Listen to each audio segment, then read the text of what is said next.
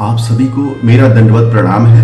हम भगवत गीता के 18 अध्यायों की यात्रा एक साथ शुरू करने जा रहे हैं, जिसमें गीता की भूमिका के साथ साथ जीवन के मूलभूत सिद्धांतों को अध्यात्म से जोड़ने का प्रयास करेंगे और अगले वीडियो से गीता के प्रथम अध्याय की शुरुआत करेंगे। आइए हम सब मिलकर इस ज्ञान यात्रा को सार्थक बनाएं। जैसा कि हम में से बहुत से लोगों को उत्कंठा होती है और हम में से काफी लोग इस विषय में पहले से ज्ञानवान हैं कि भगवत गीता के बहुत सारे संस्करण हैं और अधिकतर लोगों से मैंने जो प्रायः सुना है उसमें सबसे कॉमन बात निकल कर आती है कि भगवत गीता इतनी टेक्निकल लगती है, इतनी बोरिंग लगती है और इसके जो विषय हैं इतने क्लिष्ट लगते हैं कि हमको आगे पढ़ने का मन ही नहीं करता है। क्योंकि यदि मुझे इसकी पृष्ठभूमि में जाना हो तो आप सभी को अवगत कराना चाहूंगा कि वेद व्यास जी ने जब महाभारत की रचना की थी तो उसमें 1 लाख श्लोक थे और 1 लाख श्लोक पढ़ना कलयुग में शायद बहुतों के लिए संभव नहीं है। हम कहानी के रूप में तो महाभारत देख सकते हैं, सुन सकते हैं, लेकिन यह कहना कि 1 लाख श्लोक हम पढ़ लेंगे ये संभव ही नहीं है। तो वेद व्यास जी ने कलयुग के लोगों के लिए 2 प्रमुख ग्रंथ दिए हैं, 18,000 श्लोक वाली श्रीमद् भागवत महापुराण और 700 श्लोक की भगवत गीता, जो प्रमुख रूप से श्री कृष्ण और अर्जुन का अमर संवाद है।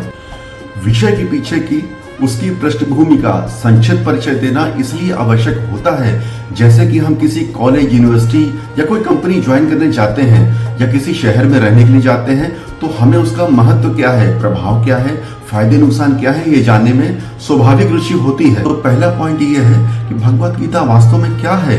इतनी सारी डिग्रीज, इतने सारे कोर्सेज हैं, इतनी सारी बुक्स हैं, वेद, पुराण, आरण्य, ग्रंथ, उपनिषद और वेदांत सब कुछ लिखे जा चुके हैं, तो फिर भगवत गीता पढ़ने की अलग से अतिरिक्त आवश्यकता क्यों है।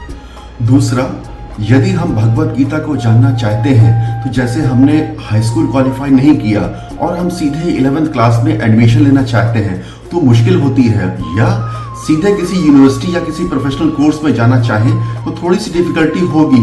तो इसी प्रकार भगवत गीता को समझने के लिए हमारे पास खुद की भी योग्यता होनी चाहिए। आगे हम जितनी भी चर्चा करेंगे उसमें 2 जगत की बात करेंगे। एक यह भौतिक जगत जहां हम सब रहते हैं, और भौतिक जगत इसलिए कहा जाएगा क्योंकि यहाँ पर सब कुछ लेन देन पर निर्भर करता है। यदि हमने किसी से अच्छी बात की, अच्छा व्यवहार किया और उसने हमारे साथ नहीं किया तो एक क्षण के लिए स्वाभाविक रूप से हमारे अंदर आ जाएगा कि सामने वाले ने ऐसा क्यों नहीं किया। या अगर जीवन में हम बहुत प्रयास कर रहे हैं पर इतनी सफलता नहीं मिल रही है, लेकिन कोई और कम प्रयास करता हुआ दिखता है और भौतिक रूप से काफी समृद्ध दिखता है, मटेरियली काफी हैप्पी दिखता है, तो लगता है ऐसा क्यों है। क्या भगवान पक्षपात कर रहे हैं या उसके ग्रह नक्षत्र ज्यादा अच्छे हैं। ऐसी तमाम तरह की आशंकाएं आती हैं। भगवत गीता को समझने के लिए वो कौन सी योग्यताएं हैं जिनको अपने अंदर अर्जित करने का प्रयास करना चाहिए। हो सकता है हम में से बहुत सारे लोगों के अंदर हो भी, तो हमें ये समझने में मदद करेगी कि भगवत गीता का विषय किन योग्यताओं के साथ हम आसानी से कैसे समझ सकते हैं। भगवत गीता में कुछ तो ऐसी बात है जिसकी वजह से इस विषय को इतने वृहद स्तर में लोगों को समझने की उत्सुकता है। हमारे चाणक्य पंडितों ने बहुत अच्छी लाइन बोली है। उन्होंने कहा है, सत्य से सामर्थ्य आता है जिसमें भगवान को जानना, भगवान को मानना, भगवान को समझना, समझने के बाद आचरण में लाना और आचरण में लाने के बाद दूसरों को इसके बारे में सही प्रकार से समझा पाना।